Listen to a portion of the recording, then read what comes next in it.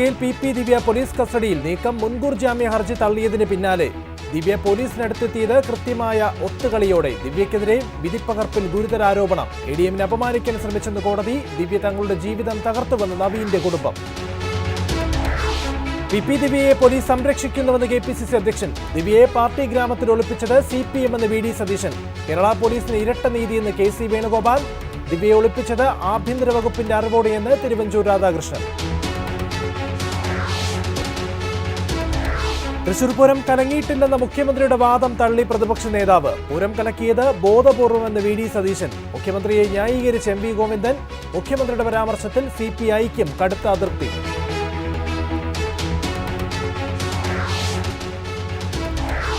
നീലേശ്വരം അപകടം അന്വേഷണത്തിന്റെ പ്രത്യേക സംഘം. പടക്കം പൊട്ടിക്കാനുള്ള സ്ഥലം ഇത്തവണ മാറ്റിയതിലും അന്വേഷണം. തീപിടുത്തത്തിൽ പരിക്കേറ്റത് 154 പേർക്ക്. 14 പേരുടെ നില ഗുരുതരം. വെടിക്കെട്ടിന് അനുമതിയില്ലാതെയെന്ന് കളക്ടർ. വിശദമായ വാർത്തകളിലേക്ക്. കേന്ദ്രത്തിനെതിരെ ആഞ്ഞടിച്ച് Priyanka.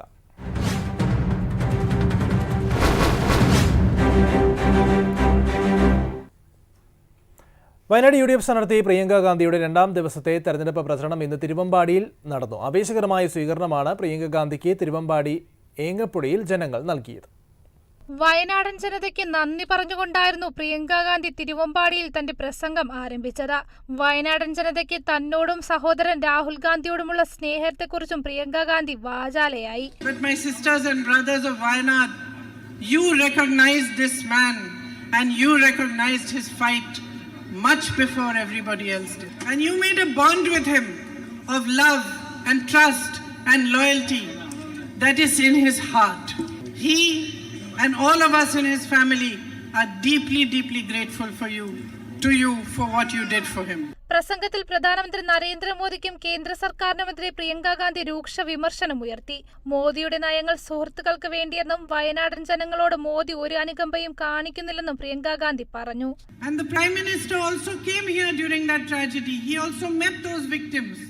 But he did not send the funds that were required to help them. അതേസമയം കർഷകരെ തള്ളിയുള്ള നിലപാടാണ് മോദി സ്വീകരിക്കുന്നതെന്നും പ്രിയങ്ക വിമർശിച്ചു. യുവാക്കൾക്ക് തൊഴിലവസരങ്ങൾ നിഷേധിക്കുന്നതായും പ്രിയങ്ക ചൂണ്ടിക്കാട്ടി. We have witnessed complete disrespect for the people of India. All the policies that the BJP government, Modi ji's government are making are being made for the benefit of his 5 or 6 big businessmen friends. Policies are not made to benefit you. There is no compassion. ഇപ്പോൾ പ്രിയങ്ക ഗാന്ധി വയനാട് ചുങ്കത്തറയിൽ തെരഞ്ഞെടുപ്പ് പ്രചരണ വേദിയിൽ സംസാരിക്കുകയാണ്. എനിക്ക് വേണ്ടി കാത്തു നിന്നതിനും അതുപോലെ എന്നെ കേൾക്കാനായി നിങ്ങൾ ഇവിടെ വന്നു ചേർന്നതിനും ഞാൻ നിങ്ങളോട് വളരെയധികം നന്ദി പറയുന്നു. And more than anything else, thank you for the immense love that you have shown me in the last 2 days that I have been campaigning here. എല്ലാറ്റിനും ഉപരിയായി ഞാൻ പ്രചരണത്തിന് വേണ്ടി ഇവിടെ വന്ന കഴിഞ്ഞ 2 ദിവസങ്ങളിൽ നിങ്ങൾ എനിക്ക് നൽകിയ ഇത്രയും വലിയ സ്നേഹത്തിന് ഞാൻ നിങ്ങളോട് നന്ദി പറയുകയാണ്. Now I know how much you love Rahul. ഇപ്പൊ എനിക്കറിയാം നിങ്ങൾക്ക് രാഹുലിനെ എത്രമാത്രം സ്നേഹമുണ്ടെന്ന് ഇപ്പൊ എനിക്ക് മനസ്സിലാകുന്നുണ്ട്. I always knew how much he loves you. കാരണം എനിക്ക് നേരത്തെ അറിയായിരുന്നു, എപ്പോഴും അറിയായിരുന്നു രാഹുലിന് നിങ്ങളോട് എത്രമാത്രം സ്നേഹമുണ്ടെന്ന് എനിക്ക് നേരത്തെ അറിയായിരുന്നു. ഇന്ന് നിങ്ങൾക്ക് അദ്ദേഹത്തോട് എത്രമാത്രം സ്നേഹമുണ്ടെന്ന് എനിക്ക് മനസ്സിലാകുന്നു. But in the last 2 days I have really felt your love and I have understood how deep this bond is between you and him. കഴിഞ്ഞ 2 ദിവസങ്ങളിൽ നിങ്ങളുടെ സ്നേഹം എത്രമാത്രം ഉള്ളതാണെന്ന് ഞാൻ മനസ്സിലാക്കി. അതുപോലെ രാഹുലും നിങ്ങളും തമ്മിലുള്ള ബന്ധം എത്ര ആഴത്തിലുള്ളതാണെന്നും കഴിഞ്ഞ 2 ദിവസങ്ങൾ കൊണ്ട് ഞാൻ മനസ്സിലാക്കി കഴിഞ്ഞു. And I want to say what a great honor it is for me that I am standing as the candidate, the UDF candidate in this election, and that I am in some way benefiting from this great love that you share with my brother. ഇന്ന് ഞാൻ ഇവിടെ നിൽക്കുമ്പോൾ എനിക്ക് ഐക്യജനാധിപത്യ മുന്നണിയുടെ സ്ഥാനാർത്ഥിയായി നിങ്ങളുടെ മുൻപിൽ നിൽക്കുന്നതിലപ്പുറം വലിയൊരു ആദരവ് എന്താണ് എനിക്ക് വേണ്ടിയതെന്ന് ഞാൻ ആലോചിക്കുകയാണ്. ഒരർത്ഥത്തിൽ പറഞ്ഞാൽ നിങ്ങൾ എൻ്റെ സഹോദരനുമായി പങ്കിടുന്ന ഒരു വലിയ സ്നേഹത്തിൽ നിന്ന് അതിന്റെ ഗുണം ഇന്ന് എനിക്ക് കൂടിയാണ് ലഭിക്കുന്നത്.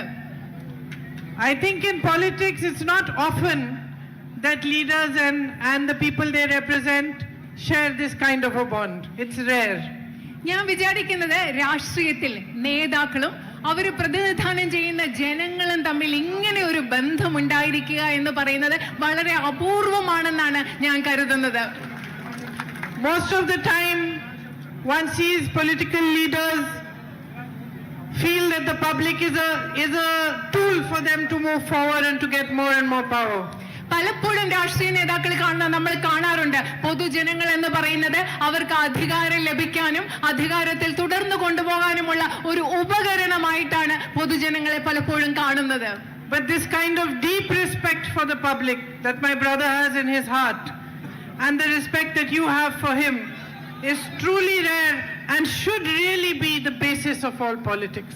ശരിക്കും എന്റെ സഹോദരന് അദ്ദേഹത്തിന്റെ ഹൃദയത്തിൽ നിങ്ങളോടുള്ള ആഴത്തിലുള്ള ബഹുമാനം, അതുപോലെ നിങ്ങൾക്ക് അദ്ദേഹത്തിലുള്ള ആഴത്തിലുള്ള ബഹുമാനം, ഈ പരസ്പര ബഹുമാനമായിരിക്കണം ശരിക്കും യഥാർത്ഥത്തിലുള്ള രാഷ്ട്രീയത്തിന്റെ അടിത്തറയായി നിലനിൽക്കേണ്ടത്.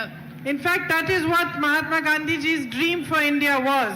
യഥാർത്ഥത്തിൽ മഹാത്മാഗാന്ധിക്ക് ഈ രാജ്യത്തെക്കുറിച്ച്, ഇന്ത്യയെക്കുറിച്ചുള്ള സ്വപ്നവും അതായിരുന്നു.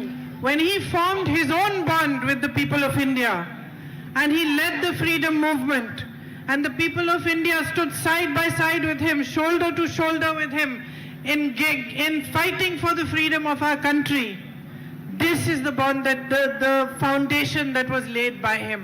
മഹാത്മാഗാന്ധി ഇന്ത്യൻ സ്വാതന്ത്ര്യ സമരത്തിൽ ഇന്ത്യയിലെ ജനങ്ങളുമായി ഒരു ബന്ധമുണ്ടാക്കി സ്വാതന്ത്ര്യ സമരത്തെ മുൻപോട്ട് നയിച്ചപ്പോൾ ഇന്ത്യയിലെ ജനങ്ങൾ തോളോട് തോൾ ചേർന്ന് അദ്ദേഹത്തോടൊപ്പം നിന്നു.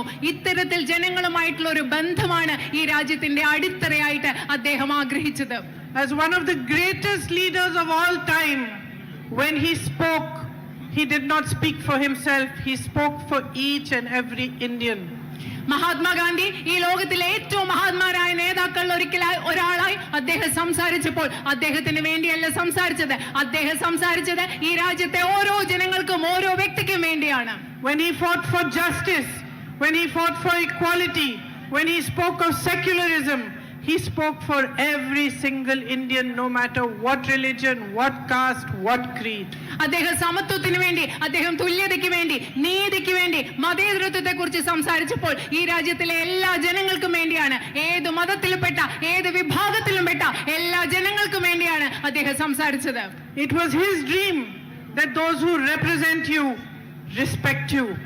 മഹാത്മാഗാന്ധിയുടെ സ്വപ്നമായിരുന്നു ഈ രാജ്യത്തെ ജനങ്ങളെ പ്രതിനിധാനം ചെയ്യുന്ന നിങ്ങളുടെ ജനപ്രതിനിധികൾ ഈ രാജ്യത്തെ ജനങ്ങളെ ബഹുമാനിക്കണമെന്നത് മഹാത്മജിയുടെ സ്വപ്നമായിരുന്നു.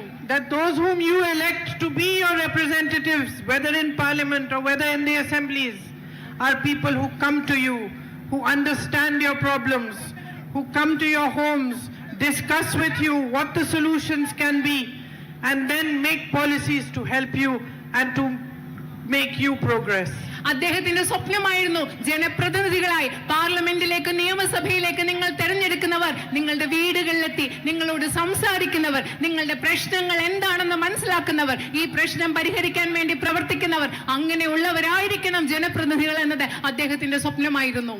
And yet today, on this very land on which the Mahatma fought for our freedom, ഇന്ന് ഈ രാജ്യത്ത് എവിടെയാണോ മഹാത്മാഗാന്ധി നമ്മുടെ സ്വാതന്ത്ര്യത്തിന് വേണ്ടി പോരാടിയത് ആ നാട്ടിൽ, and on this very land where the indigenous tribal people of Wayanad fought for our freedom, ഇതേ ഭൂമിയിൽ തദ്ദേശീയരായ ആദിവാസി ജനങ്ങൾ എവിടെയാണോ വയനാട്ടിന്റെ ഭൂമിയിൽ ബ്രിട്ടീഷുകാർക്കെതിരെ നമ്മുടെ സ്വാതന്ത്ര്യത്തിന് വേണ്ടി പോരാടിയത് ആ നാട്ടിൽ, as part of India, we see what kind of governance there has been in our country for the last 10 years. അങ്ങനെ ഒരു രാജ്യത്ത് ഇന്ത്യയുടെ ഭാഗമായി നമ്മൾ കണ്ടുകൊണ്ടിരിക്കുകയാണ്. കഴിഞ്ഞ 10 വർഷങ്ങളായി ഈ രാജ്യത്ത് എങ്ങനെയുള്ള ഒരു ഭരണമാണ് നടന്നുകൊണ്ടിരിക്കുന്നതെന്ന് നമ്മൾ കണ്ടുകൊണ്ടിരിക്കുകയാണ്. We have seen the politics of communalism destroy every peaceful, every loving relationship between different religions. നമ്മൾ കണ്ടിട്ടുണ്ട് കഴിഞ്ഞ 10 വർഷങ്ങളായി വർഗീയതയുടെ രാഷ്ട്രീയം, വിവിധ മതങ്ങൾ തമ്മിലുള്ള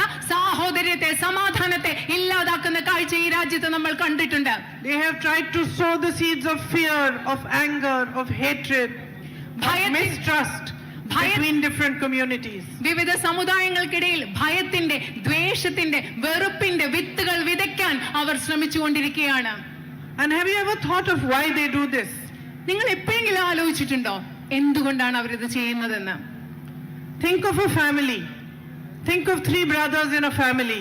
നിങ്ങൾ ഒരു കുടുംബത്തെ പറ്റി ആലോചിക്കുക, ഒരു കുടുംബത്തിലെ 3 സഹോദരങ്ങളെ പറ്റി ആലോചിക്കുക. And think that they are all working together. Maybe they have a factory or a business or a piece of land, and they all work together happily on that land. നിങ്ങൾ ആലോചിക്കുക, അവർക്ക് ഒരുപക്ഷെ ഒരു ഫാക്ടറി ഉണ്ടാകാം, ഒരു business ഉണ്ടാകാം, ഒരു വ്യവസായം ഉണ്ടാകാം, കുറച്ച് ഭൂമി ഉണ്ടാകാം. അവർ 3 പേരും ഒരുമിച്ച് ചേർന്നുകൊണ്ട് അതിനുവേണ്ടി പ്രവർത്തിച്ചുകൊണ്ടിരിക്കുന്ന ഒരു സാഹചര്യം നിങ്ങളൊന്ന് ആലോചിച്ച് നോക്കിക്കേ. They share equally what they earn so that each of their families progresses together. കാരണം അവർ 3 പേരും എന്തൊക്കെ സമ്പാദിക്കുന്നു അവർ തുല്യമായിട്ട് പങ്കിടുന്നു. കാരണം എല്ലാവരുടെയും കുടുംബങ്ങൾ ഒരുപോലെ പുരോഗതി പ്രാപിക്കുന്നു. And think that someone one day comes and fills their ears about each other and says that you should not trust your brother because he is going to take more than you, or you should not trust your sister. Think what will happen. ഇങ്ങനെ സന്തോഷമായിട്ട് ജീവിച്ചിരിക്കുന്ന സഹോദരങ്ങളുടെ ഇടയിലേക്ക് നിങ്ങളൊന്ന് ആലോചിച്ച് നോക്കുക. ഒരു ദിവസം ഒരാൾ വന്ന് അങ്ങോട്ടും ഇങ്ങോട്ടും പറഞ്ഞു കൊടുക്കുന്നു, നിങ്ങൾ നിങ്ങളുടെ സഹോദരനെ വിശ്വസിക്കരുത്, കാരണം ആ സഹോദരൻ നിങ്ങളെക്കാൾ കൂടുതൽ സഹോദരന് പൈസ ഉണ്ടാവും, അല്ലെങ്കിൽ സഹോദരിക്ക് ഉണ്ടാകും എന്ന് പരസ്പരം അവരുടെ ഇടയിൽ ഒരാൾ വന്ന് പറയുന്ന അവസ്ഥ നിങ്ങളൊന്ന് ആലോചിച്ച് നോക്കിക്കേ. The strength of that family will be divided. ഇത് നടക്കുമ്പോൾ എന്താ സംഭവിക്കുന്നത്? ആ കുടുംബത്തിന്റെ ഐക്യം, ആ കുടുംബത്തിന്റെ ശക്തി ഇല്ലാതെ അവർ വിഭജിച്ചു പോകും. They will fight. അവർ അങ്ങോട്ടും ഇങ്ങോട്ടും പരസ്പരം പോരാടും. And no family, no country can benefit from this kind of a fight. ഇങ്ങനെ പരസ്പരമുള്ള ഒരു പോരാട്ടത്തിൽ നിന്ന് ഒരു കുടുംബത്തിന് ഗുണമുണ്ടാവില്ല. അതുപോലെ ഒരു രാജ്യത്തിനും അതിനുള്ളിലെ ആളുകൾ പരസ്പരം പോരാടുമ്പോൾ ഒരിക്കലും ഗുണമുണ്ടാവില്ല. If this were to happen in a family, then the person sowing those seeds of mistrust would be the only one who would benefit from the fight. ഇങ്ങനെ ഒരു കുടുംബത്തിൽ ഒരു സാഹചര്യം ഉണ്ടാവുകയാണെങ്കിൽ ആ കുടുംബത്തിലെ ആളുകളുടെ ഇടയിൽ അവിശ്വാസത്തിന്റെ വിത്ത് പാകിയ ആളാണോ ആ ആളിന് മാത്രമായിരിക്കും ഈ കുടുംബാംഗങ്ങളുടെ ഇടയിൽ ഉണ്ടാകുന്ന ഒരു പോരാട്ടത്തിൽ നിന്ന് ഗുണമുണ്ടാവുക. And in the same way, this happens in politics. ഇതേ രീതിയിലാണ് രാഷ്ട്രീയത്തിലും നടന്നുകൊണ്ടിരിക്കുന്നത്. When you are told to fight each other, somebody is benefiting. നിങ്ങൾ ഓർക്കുക, നിങ്ങളോട് പരസ്പരം പോരാടാൻ പറയുമ്പോൾ ആർക്കോ ഇതിന്റെ ഗുണം കിട്ടിക്കൊണ്ടിരിക്കുകയാണ്. Somebody is using your emotions. നിങ്ങളുടെ വികാരങ്ങള് ആരോ ഉപയോഗിച്ചുകൊണ്ടിരിക്കുകയാണ്. And most of the time, it is the one who is sowing these seeds within you that is benefiting. കൂടുതൽ സമയത്തും നിങ്ങളുടെ ഉള്ളിൽ വിദ്വേഷത്തിന്റെ വിഭാഗീയതയുടെ വിത്തുകൾ പാകുന്നത് ആരാണോ അവരാണ് ഇതിൽ നിന്ന് ഗുണമുണ്ടാക്കിക്കൊണ്ടിരിക്കുന്നതെന്ന് നിങ്ങൾ മനസ്സിലാക്കണം. So the result of this kind of politics ruling us at the center for the last 10 years has been that you have been constantly distracted. കാരണം നമ്മുടെ രാജ്യത്തെ കഴിഞ്ഞ 10 വർഷങ്ങളായി ഇത്തരത്തിൽ ഭരിച്ചുകൊണ്ടിരിക്കുന്ന ഒരു രാഷ്ട്രീയത്തിന്റെ റിസൾട്ട്, ഈ രാഷ്ട്രീയത്തിന്റെ ഫലമായി സംഭവിക്കുന്നതെന്ന് വെച്ചാൽ നിങ്ങളുടെ ശ്രദ്ധ എപ്പോഴും നിരന്തരമായി നിങ്ങളുടെ ശ്രദ്ധ വ്യതിചലിപ്പിച്ചുകൊണ്ട് മാറ്റിക്കൊണ്ടിരിക്കുകയാണ്. And while you are distracted, while fear is being sowed in your hearts, somebody else is benefiting. The Prime Minister's big business friends, 5 or 6 of them, are reaping all the benefits of your distraction. നിങ്ങളുടെ ശ്രദ്ധ മാറ്റിക്കൊണ്ടിരിക്കുമ്പോൾ, നിങ്ങളുടെ മനസ്സിലൊക്കെ ഭയം ഇങ്ങനെ വിതച്ചുകൊണ്ടിരിക്കുമ്പോൾ ഇവിടെ കുറച്ചു പേർക്ക് ഗുണമുണ്ടാവുന്നുണ്ട്. ആർക്കാണ്? പ്രധാനമന്ത്രിയുടെ സുഹൃത്തുക്കളായ അതിസമ്പന്നരായ 5ഓ 6ഓ വലിയ വ്യവസായികൾക്ക് ഇതിന്റെ ഫലം ഗുണമുണ്ടായിക്കൊണ്ടിരിക്കുകയാണ്. Without us even realizing, the public even realizing, all the ports, airports, subsidiaries of PSUs, big road projects, you name it, everything has been handed over to his businessmen. നമ്മൾ ആരും തിരിച്ചറിയുന്നതിന് മുമ്പ്, ഇവിടുത്തെ സാധാരണ ജനങ്ങൾ മനസ്സിലാക്കുന്നതിന് മുമ്പ് ഈ രാജ്യത്തെ തുറമുഖങ്ങൾ, ഈ രാജ്യത്തെ എയർപോർട്ടുകൾ, ഈ രാജ്യത്തെ റോഡുകൾ നിർമ്മിക്കാനുള്ള കരാറുകൾ, അതുപോലെ പൊതുമേഖലാ സ്ഥാപനങ്ങളുടെ അനുബന്ധ സ്ഥാപനങ്ങൾ, ഇതെല്ലാം പ്രധാനമന്ത്രിയുടെ സുഹൃത്തുക്കളായ വലിയ ബിസിനസ്സുകാർക്ക് നൽകിക്കൊണ്ടിരിക്കുകയാണ്. 16 lakh crores of rupees of loans have been written off for them. അവരുടെ 16 ലക്ഷം കോടി രൂപ വരുന്ന കടങ്ങൾ എഴുതി തള്ളുകയുണ്ടായി. And what about the farmers of our country? What about their loans? നമ്മുടെ രാജ്യത്തെ അവരുടെ 16 ലക്ഷം കോടി വരുന്ന തുക ലോണുകൾ കടങ്ങൾ എഴുതി തള്ളിയപ്പോൾ നമ്മുടെ നാട്ടിലെ കർഷകരുടെ കടങ്ങൾക്ക് എന്താണ് സംഭവിച്ചത്? What about the much promised MSP for your rubber crop? നിങ്ങളുടെ റബ്ബറിന് വേണ്ടി അവർ വാഗ്ദാനം ചെയ്ത മിനിമം താങ്ങുവിലയ്ക്ക് എന്താണ് സംഭവിച്ചത്? The government says they don't have money for it. Government പറയുന്നു ഇത് ചെയ്യാൻ അവർക്ക് പൈസ ഇല്ല. You educate your children, you work hard, you set up your own businesses, you work in the fields, You do whatever you can so that your children should be educated. നിങ്ങൾ നിങ്ങളുടെ കുട്ടികളെ പഠിപ്പിക്കാൻ വേണ്ടി നിങ്ങൾ ബിസിനസ് ഉണ്ടാക്കുന്നു, നിങ്ങൾ കർഷക തൊഴിൽ ചെയ്യുന്നു, നിങ്ങൾ നിങ്ങളുടെ കുട്ടികളെ പഠിപ്പിക്കാൻ വേണ്ടി നിങ്ങൾക്ക് സാധ്യമായതെല്ലാം നിങ്ങൾ ചെയ്യുകയാണ്. And what do you face? That after educating them, they can't get jobs anywhere. നിങ്ങൾ നേരിടുന്ന അവസ്ഥ പക്ഷെ എന്താണ്? നിങ്ങളുടെ കുഞ്ഞുങ്ങളെ നിങ്ങൾ പഠിപ്പിച്ചു കഴിഞ്ഞാൽ പിന്നെ അവർക്ക് ജോലി കിട്ടാനുള്ള ഒരു സാഹചര്യമില്ല. Because there is no focus on manufacturing. There is no focus on small businesses.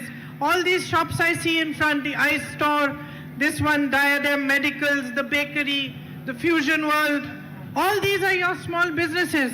What has happened in the last 10 years? First you had demonetization, then you got GST, which has confused you and created all sorts of hurdles before you. നിങ്ങൾ കുട്ടികൾക്ക് ജോലി വേണം, പക്ഷെ ജോലിയില്ല. കാരണം നമ്മൾ ഉൽപാദന മേഖലയിൽ ശ്രദ്ധിക്കുന്നില്ല. ഇവിടെയുള്ള ഐസ് സ്റ്റോർ ഉണ്ട്, ഗോൾഡ് സിറ്റി ഉണ്ട്, ഇതുപോലെ ധാരാളം കടകളുണ്ട്. ഇങ്ങനത്തെ ചെറിയ ചെറിയ കടകളിൽ ചെറിയ ചെറിയ വ്യാപാര സ്ഥാപനങ്ങളിൽ തൊഴിലുണ്ടാക്കുന്നതിനെ പറ്റി അവർ ശ്രദ്ധിക്കുന്നില്ല. ഗവൺമെന്റിന്റെ നോട്ട് നിരോധനവും GSTയും ഒക്കെ വന്ന ശേഷം, ചരക്ക് സേവന നികുതിയൊക്കെ വന്ന ശേഷം ഈ ചെറിയ സ്ഥാപനങ്ങളെ, വ്യാപാര സ്ഥാപനങ്ങളെ മുഴുവൻ ആശയക്കുഴപ്പത്തിലാക്കുകയാണ് ഉണ്ടായത്. No policies have been made to strengthen you. നിങ്ങളെ ശക്തിപ്പെടുത്തുന്നതിന് വേണ്ടി ഈ രാജ്യത്ത് ഒരു നയങ്ങളും ഉണ്ടാക്കുന്നില്ല. To strengthen agriculture. കൃഷിയെ, കാർഷിക വൃത്തിയെ ശക്തിപ്പെടുത്താനുള്ള നയങ്ങൾ ഇവിടെ ഉണ്ടാകുന്നില്ല. Where houses should be given to tribal peoples, their rights on their land should be given to them. Better access to healthcare, better access to education should be given to them. What has happened? Their lands are being snatched away from them in state after state and handed over to the Prime Minister's businessmen friends. നമ്മുടെ ആദിവാസി സമൂഹത്തിൽപ്പെട്ടവർക്ക് മെച്ചപ്പെട്ട വീടുകൾ നൽകണം, അവർക്ക് ആരോഗ്യ സൗകര്യങ്ങൾ നൽകണം, വിദ്യാഭ്യാസ സൗകര്യങ്ങൾ നൽകണം. പക്ഷെ അതിനു പകരം ഈ രാജ്യത്ത് എന്താണ് സംഭവിക്കുന്നത്? നമ്മുടെ ആദിവാസി സമൂഹത്തിൽപ്പെട്ടവരുടെ ഭൂമി എടുത്തു മാറ്റി പ്രധാനമന്ത്രിയുടെ സുഹൃത്തുക്കളായ സമ്പന്നരായ വ്യവസായികൾക്ക് നൽകുകയാണ് ഈ രാജ്യത്ത് നടന്നുകൊണ്ടിരിക്കുന്നത്. A disaster takes place in Wayanad. There is a massive landslide. People lose their livelihood. People lose their entire families. I met little children who had lost every single member of their family. വയനാട്ടിൽ ഒരു വലിയ പ്രകൃതി ദുരന്തം നടന്നു, മണ്ണിടിച്ചിൽ നടന്നു, ഉരുൾപൊട്ടൽ നടന്നു. അവിടെ ജീവിതത്തിലെല്ലാം നഷ്ടപ്പെട്ട കുടുംബങ്ങൾ നഷ്ടപ്പെട്ട അവരെ ഞാൻ കണ്ടു, വീടുകൾ നഷ്ടപ്പെട്ട, ജീവനോപാധി നഷ്ടപ്പെട്ടവരെ കണ്ടു, എല്ലാം നഷ്ടപ്പെട്ട കൊച്ചു കുഞ്ഞുങ്ങളെ ഞാൻ അവിടെ കണ്ടു. And the result of the BJP's kind of politics is that the Prime Minister comes here, he meets the victims of that tragedy, but for months he does not release the funds that they need to make their lives better again. നിങ്ങൾക്കറിയോ BJP പ്രവർത്തിക്കുന്ന BJPയുടെ രാഷ്ട്രീയത്തിന്റെ ഫലം എന്താണെന്നറിയോ?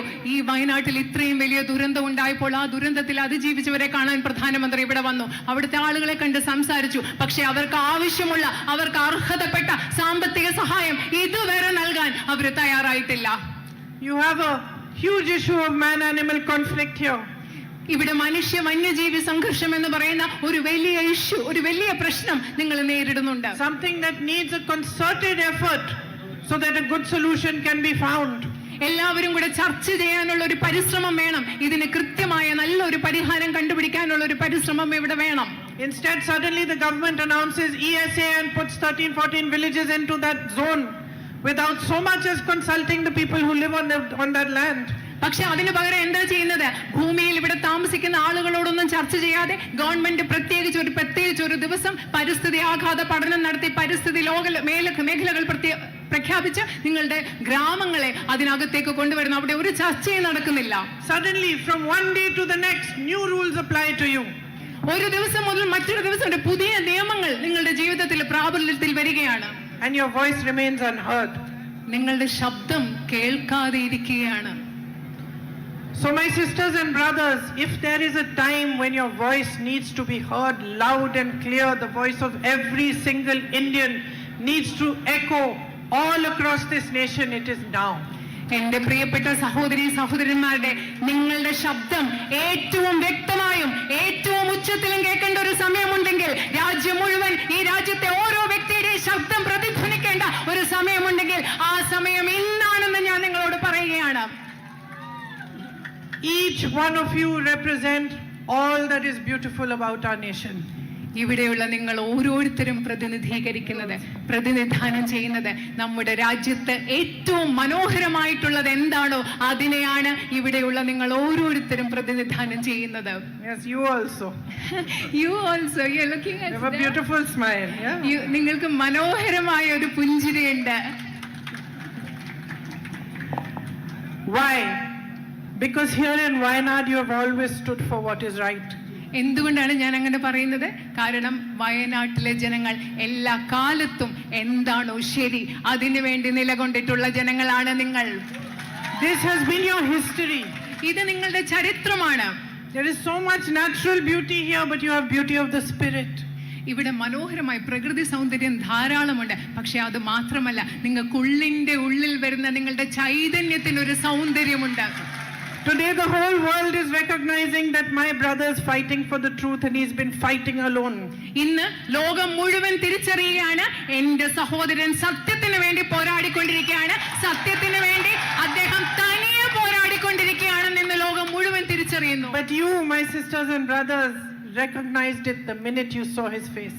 പക്ഷേ ലോകം മുഴുവൻ ഇന്നത് തിരിച്ചറിയുമ്പോൾ എന്റെ സഹോദരി സഹോദരന്മായ നിങ്ങൾ ഓരോരുത്തരും അദ്ദേഹത്തിന്റെ മുഖം കണ്ട നിമിഷം അദ്ദേഹം സത്യത്തിന് വേണ്ടി പോരാടുന്ന ആളാണെന്ന് നിങ്ങൾ തിരിച്ചറിഞ്ഞു. You are the light that the whole of India should see. Where Hindus, Muslims, Christians live as brothers and sisters. No fighting, no anger, no hatred. നിങ്ങൾ ഇന്ത്യ മുഴുവൻ കാണേണ്ട പ്രകാശമാണ് ഇവിടെയുള്ള ജനങ്ങൾ. ഇവിടെ ഹിന്ദുവും മുസ്ലിം ക്രിസ്ത്യാനിയും ഒരു പ്രശ്നവുമില്ലാതെ ഒരുമിച്ച് സാഹോദര്യത്തോടെ ജീവിക്കുന്ന നിങ്ങൾ എന്ന് പറയുന്നത്. You are the dream that Mahatma Gandhi dreamt. Mahatma Gandhi കണ്ട സ്വപ്നമാണ് നിങ്ങൾ, ഇവിടെയുള്ള വയനാട്ടിലെ ജനങ്ങൾ. And here, standing here on this stage in front of you, I can tell you from my heart, there is no greater honor for me than to be given the chance to represent you in Parliament. ഇന്ന് ഈ സ്റ്റേജിൽ നിങ്ങളുടെ മുമ്പിൽ നിന്ന് എനിക്ക് പറയാൻ കഴിയും, നിങ്ങളെ ഇന്ത്യൻ പാർലമെന്റിൽ പ്രതിനിധീകരിക്കുക എന്നതിലുപരി അതിലും വലിയ ഒരു ആദരവ് എനിക്ക് കിട്ടാനില്ല എന്ന് എനിക്ക് നിങ്ങളോട് പറയാൻ സാധിക്കും. Plus, I have been a housewife now for 30 years, more than 30 years. So I have a really loud voice. My husband will tell you. ഞാൻ 35 വർഷമായി വീടൊക്കെ നോക്കുന്ന ഒരു വീട്ടമ്മയാണ്. അതുകൊണ്ട് എനിക്ക് നല്ല ശബ്ദമുള്ള ഉയർച്ചയുള്ള ഒരു ശബ്ദമുണ്ട്. എൻ്റെ ഹസ്ബൻഡ് അത് നിങ്ങളോട് പറയും. And when I fight, sisters, I really fight. ഞാൻ ഫൈറ്റ് ചെയ്യുമ്പോഴല്ല എൻ്റെ സഹോദരിമാരെ, നിങ്ങൾക്ക് അറിയാവുന്ന പോലെ ഞാൻ നല്ല ഫൈറ്റ് ചെയ്യുമ്പോൾ, യുദ്ധം ചെയ്യുമ്പോൾ, വഴക്കുണ്ടാക്കുമ്പോൾ ഞാൻ നല്ല ശക്തമായിട്ട് പോരാടുന്ന ആളാണ്. So you have a fighter here for you. If you choose to support me and you choose to make me your MP, I will not disappoint you. I will raise your voice on every platform. നിങ്ങൾക്ക് അതുകൊണ്ട് എൻ്റെ സഹോദരിമാരെ, നിങ്ങൾക്ക് ഇവിടെ ഒരു പോരാളിയുണ്ട്. നിങ്ങൾക്ക് വേണ്ടി പോരാടാനുള്ള ഒരു പോരാളി ഇവിടെയുണ്ട്. നിങ്ങളുടെ ശബ്ദം ഇന്ത്യൻ പാർലമെന്റിലും എല്ലാ വേദികളിലും ഞാൻ ഉയർത്തും. നിങ്ങളെ ഒരിക്കലും ഞാൻ നിരാശപ്പെടുത്തുകയില്ല. But you have already accepted me as your family, and you are, as I said, my sisters and brothers. So I have already dedicated myself, and I want you to know that I will be committed to you for the rest of my life. പക്ഷേ നിങ്ങൾ ഇപ്പോൾ തന്നെ നിങ്ങളുടെ കുടുംബമായിട്ട് എന്നെ ഉൾക്കൊണ്ടു, നിങ്ങളുടെ കുടുംബമായിട്ട് എന്നെ അംഗീകരിച്ചിരിക്കുന്നു. ഞാൻ നിങ്ങളോട് ഇപ്പോൾ തന്നെ നിങ്ങളുടെ സേവനത്തിൽ ഞാൻ എന്നെ സമർപ്പിച്ചിരിക്കുകയാണ്. ഞാൻ എല്ലാ കാലവും നിങ്ങളോട് പ്രതിബദ്ധതയുള്ളവളായിരിക്കും എന്ന് ഞാൻ നിങ്ങളോട് ഉറപ്പ് നൽകുകയാണ്. നിങ്ങളുടെ സേവനത്തിന് വേണ്ടി ഞാൻ എന്നെ സമർപ്പിക്കുകയാണ്. Thank you for all the love you have given me and all the respect you are giving me. I will not let you down. നിങ്ങൾ നൽകിയ എല്ലാ സ്നേഹത്തിനും ബഹുമാനത്തിനും ഞാൻ നന്ദി പറയുന്നു. നിങ്ങളെ ഞാൻ ഒരിക്കലും നിരാശപ്പെടുത്തുകയില്ല. Thank you. നന്ദി.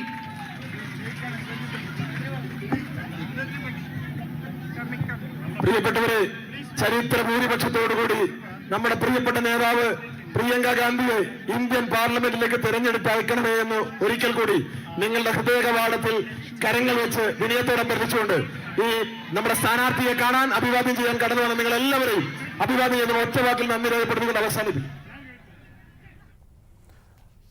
വയനാട്ടിലെ തെരഞ്ഞെടുപ്പ് പ്രചരണവുമായി പ്രിയങ്ക ഗാന്ധി ചുങ്കത്തറയിൽ സംസാരിക്കുകയായിരുന്നു. വയനാടിനെ താൻ നെഞ്ചോട് ചേർക്കുന്നുവെന്നും വയനാടൻ ജനതയ്ക്ക് വേണ്ടി താൻ പോരാടുമെന്നും പാർലമെന്റിനകത്തും പുറത്തും തന്റെ ശബ്ദം വയനാടിന് വേണ്ടി ഉയരുമെന്നുമാണ് പ്രിയങ്ക ഗാന്ധി പറഞ്ഞത്. 2 ദിവസത്തെ തെരഞ്ഞെടുപ്പ് പര്യടനത്തിനായിട്ടാണ് പ്രിയങ്ക ഗാന്ധി വയനാട്ടിൽ എത്തിയത്. ഇടവേള. എല്ലാ ആഭരണങ്ങൾക്കും 0% പണിക്കൂലി. അൽ Muqtadir jewellery, India UAE. Modi സർക്കാരിനെ കടന്നാക്രമിച്ച പ്രിയങ്ക ഗാന്ധി മോദി സർക്കാർ ജനാധിപത്യ വിരുദ്ധമായിട്ടാണ് പ്രവർത്തിക്കുന്നതെന്ന് പ്രിയങ്ക പറഞ്ഞു. 2ാം ദിവസത്തെ പ്രചരണ പരിപാടിയിൽ ഏറനാട് ജനങ്ങളോട് സംസാരിക്കുകയായിരുന്നു UDF സ്ഥാനാർത്ഥി. കഴിഞ്ഞ 10 വർഷങ്ങളായി രാഹുൽ ഗാന്ധിക്കെതിരെയുള്ള പ്രചരണങ്ങൾ നടത്താൻ BJP ശ്രമിക്കുന്നുവെന്ന് പ്രിയങ്ക ഗാന്ധി പറഞ്ഞു. എന്നാൽ എത്രയൊക്കെ ശ്രമിച്ചിട്ടും രാഹുൽ ഗാന്ധി അതിൽ നിന്നൊന്നും പിന്നോട്ട് പോയിട്ടില്ലെന്നും വയനാട്ടിലെ ആളുകൾ നൽകിയ കരുത്താണ് രാഹുൽ ഗാന്ധിക്കുള്ളതെന്നും പ്രിയങ്ക ഗാന്ധി കൂട്ടിച്ചേർത്തു.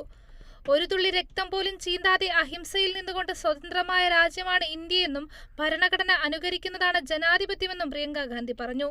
എന്നാൽ ജനാധിപത്യം തകർക്കുകയാണ് BJP ചെയ്യുന്നതെന്ന് പ്രിയങ്ക ഗാന്ധി വിമർശിച്ചു. Yet today in our country the ruling BJP party is playing a completely different kind of politics. പക്ഷേ ഇന്ന് നമ്മുടെ രാജ്യത്തിൽ ഭരിച്ചുകൊണ്ടിരിക്കുന്ന BJP ഗവൺമെന്റ് അവരുടെ രാഷ്ട്രീയം എന്ന് പറയുന്നത് ഇതിൽ നിന്നും തീർത്തും വ്യത്യസ്തമായ ഒരു രാഷ്ട്രീയമാണ്. They have forgotten the essence of our nation. ഈ രാജ്യത്തിന്റെ സത്ത എന്താണ്, കാതൽ എന്താണ് എന്ന് BJP മറന്നുപോയിരിക്കുന്നു. They are working to destroy democracy. അവർ ജനാധിപത്യത്തെ നശിപ്പിക്കാൻ വേണ്ടിയാണ് പ്രവർത്തിച്ചുകൊണ്ടിരിക്കുന്നത്. To spread anger and spread hatred and spread divisiveness. ജനങ്ങളുടെ ഇടയിൽ ദേഷ്യവും വിദ്വേഷവും വിഭാഗീയതയും വളർത്തുന്നതിന് വേണ്ടിയാണ് അവർ ശ്രമിച്ചുകൊണ്ടിരിക്കുന്നത്. ജനങ്ങളിൽ വർഗീയതയും വിദ്വേഷവും ഉണ്ടാക്കാൻ BJP ശ്രമിക്കുന്നുവെന്നും ജനാധിപത്യം കുറച്ചുപേരിലേക്ക് ഒതുക്കാനാണ് മോദി ശ്രമിക്കുന്നതെന്നും പ്രിയങ്ക ഗാന്ധി കൂട്ടിച്ചേർത്തു. അതേസമയം പ്രകൃതി ദുരന്തം അതിജീവിച്ചവർക്ക് കേന്ദ്രം ഒരു സഹായം നൽകിയില്ലെന്നും പ്രിയങ്ക ഗാന്ധി വിമർശിച്ചു. തെരഞ്ഞെടുപ്പ് പ്രചാരണത്തിനായി ഏറനാടെത്തിയ പ്രിയങ്കയ്ക്ക് വലിയ സ്വീകരണമാണ് പ്രവർത്തകരും നേതാക്കളും ചേർന്നൊരുക്കിയത്. ജയ്ഹിന്ദ് ന്യൂസ്, വയനാട്. ADM നവീൻ ബാബുവിന്റെ ആത്മഹത്യയിൽ PP ദിവ്യ കസ്റ്റഡിയിൽ. അന്വേഷണ ഉദ്യോഗസ്ഥർ ചോദ്യം ചെയ്യുകയാണ്. കാർ യാത്രയ്ക്കിടെ കണ്ണൂർ കണ്ണപുരത്ത് വെച്ചാണ് ദിവ്യയെ പോലീസ് പിടികൂടിയത്. അതേസമയം ദിവ്യയെ കസ്റ്റഡിയിലെടുത്തതുമായി ബന്ധപ്പെട്ട ചോദ്യങ്ങളിൽ നിന്നും കമ്മീഷണർ അജിത് കുമാർ ഒഴിഞ്ഞുമാറി. പുറത്തായിരുന്നു, അത് നോക്കിയിട്ട് അറസ്റ്റ് ചെയ്തതാണ്. വിശദാംശങ്ങളുമായി അരുൺ B. ഗോപാൽ ചേരുന്നുണ്ട്. അരുൺ, എന്തായാലും PP ദിവ്യ പോലീസ് കസ്റ്റഡിയിലാണ്. പക്ഷെ അവിടെയും വലിയ രീതിയിലുള്ള വിമർശനങ്ങൾ ഉണ്ടാകുന്നു. ഒരു നാടകത്തിന്റെ ഭാഗമായിട്ടാണ് ദിവ്യ പോലീസിന്റെ കസ്റ്റഡിയിലായത് എന്നുള്ളത് ഇപ്പോഴും ചോദ്യം ചെയ്യൽ പുരോഗമിക്കുകയാണോ? ലിജിൻ 15 ദിവസത്തെ ഒളിച്ചു കഴിയലിന് ശേഷം PP ദിവ്യയെ ഇപ്പോൾ ഒളിച്ച് കടത്തി അറസ്റ്റ് ചെയ്യാനുള്ളൊരു നീക്കമായിരുന്നു പോലീസിൻ്റെ ഭാഗത്തു നിന്നുണ്ടായത്. ഇപ്പോൾ കണ്ണൂർ ക്രൈംബ്രാഞ്ച് ഓഫീസിലാണ് PP ദിവ്യയെ ചോദ്യം ചെയ്യുന്നത്. ഏതായാലും വൈകിട്ടോടുകൂടി ജില്ലാ മജിസ്ട്രേറ്റിന് മുന്നിൽ ഹാജരാക്കി അറസ്റ്റ് രേഖപ്പെടുത്തും. ഏതായാലും ഇന്നത്തെ ഉറക്കം, PP ദിവ്യയുടെ ഉറക്കം ഇന്ന് ജയിലിൽ ആയിരിക്കുമെന്നുള്ളൊരു കാര്യം ഏകദേശം ഉറപ്പായി. ഏതായാലും വൈകുന്നേരത്തോടുകൂടി PP ദിവ്യയെ പ്രാഥമിക ആരോഗ്യ ജില്ലാ ആശുപത്രിയിലെത്തി വൈദ്യപരിശോധനയ്ക്ക് വിധേയയാക്കിയതിനു ശേഷമായിരിക്കും അറസ്റ്റ് രേഖപ്പെടുത്തുക. ഏതായാലും 15 ദിവസത്തെ ഒളിച്ചു കഴിവിന് ശേഷമായിട്ടാണ് ഇപ്പോൾ PP ദിവ്യയെ നാടകീയമായിട്ട് ഒരു മുൻകൂട്ടി തയ്യാറാക്കിയ ഒരു തിരക്കഥയിലൂടെ ഇപ്പോൾ പോലീസ് കസ്റ്റഡിയിൽ എടുത്തിരിക്കുന്നത്. ഏതായാലും പോലീസിൻ്റെ ഭാഗത്ത് നമ്മൾ നോക്കിക്കാണുകയാണെങ്കിൽ അവസരമൊരുക്കി കീഴടക്കി അതുപോലെ തന്നെ കസ്റ്റഡിയിലെടുത്ത് ചോദ്യം ചെയ്യുന്ന ഒരു പ്രക്രിയയാണ് ഇപ്പോൾ പോലീസ് നടത്തിക്കൊണ്ടിരിക്കുന്നത്. ഏതായാലും പത്തനംതിട്ട ജില്ലാ സെക്രട്ടറി തന്നെ പറയുകയുണ്ടായി, KP ഉദയഭാനു തന്നെ പറയുകയുണ്ടായി, ഇനി എല്ലാം പോലീസിൻ്റെ ഭാഗത്തു നിന്നാണ് ഉണ്ടാകുന്നത്, പോലീസാണ് നടപടികൾ സ്വീകരിക്കേണ്ടത് എന്നാണ് പത്തനംതിട്ട ജില്ലാ സെക്രട്ടറിയും ഇപ്പോൾ കൈയൊഴിഞ്ഞിരിക്കുന്നത്. ഏതായാലും അറസ്റ്റിൻ്റെ കാര്യം, PP ദിവ്യയുടെ അറസ്റ്റിൻ്റെ കാര്യത്തിൽ നവീൻ ബാബുവിൻ്റെ കുടുംബം തൃപ്തി രേഖപ്പെടുത്തിയിട്ടുണ്ട്. ഏതായാലും ക്വസ്റ്റ്യൻ ചെയ്യൽ തങ്ങൾക്ക് നീതി ലഭിക്കും എന്ന് തന്നെയാണ് ഇപ്പോൾ നവീൻ ബാബുവിൻ്റെ ഭാര്യ മഞ്ജുഷ പറയുന്നത്. ഏതായാലും ഇപ്പോൾ വൈകിട്ട് 6 മണിയോടുകൂടി തന്നെ 6 മണി കഴിയുന്നതോടുകൂടി തന്നെ വൈദ്യപരിശോധനയ്ക്കായി ജില്ലാ ആശുപത്രിയിലെത്തിക്കും. അവിടെ പോലീസ് കനത്ത പോലീസ് സുരക്ഷയോടുകൂടിയാണ് വൈദ്യപരിശോധനയ്ക്ക് വിധേയമാക്കുന്നത്. ഏതായാലും 13 ദിവസത്തെ ഒളിവ് ജീവിതത്തിന് ശേഷം ഇപ്പോൾ പോലീസ് കസ്റ്റഡിയിലായിരിക്കുന്ന PP ദിവ്യയ്ക്ക് പാർട്ടി സംരക്ഷണം നൽകുന്നു എന്ന് തന്നെ, വീണ്ടും പാർട്ടി സംരക്ഷണം നൽകുന്നു എന്ന് തന്നെ നാം കരുതേണ്ടിയിരിക്കുന്നു. കാരണം ജില്ലാ ഭരണം കൈയാളുന്ന ഒരു വ്യക്തി,